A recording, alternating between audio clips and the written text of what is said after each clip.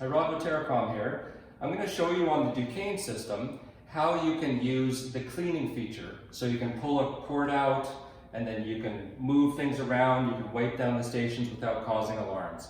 Usually if you pulled the cord out, as you've seen in a previous video, you'll cause an alarm like this and it will go to your phones, it will go under reports and everything. So if you want to avoid that, let me first put this back in and cancel it. What you want to do is you're going to come to the room, it's completely blank like this. You're going to press and hold the cancel button.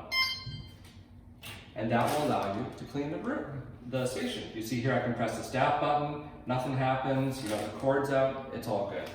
So I'll plug it back in there, and I'll press and hold the cancel button again, and it goes back to normal. So we're going to go into the bathroom here now, and I'll show you the bathroom station. It functions pretty much the same way. So we have the cancel button. Basically we're just going to press and hold the cancel button. And there you go, you can press the start button, you can pull out the cord, nothing's happening, right? And just like you've seen in previous videos, you can just put this back in, and when you're done, press and hold the cancel button again. And it goes back to normal, that's it.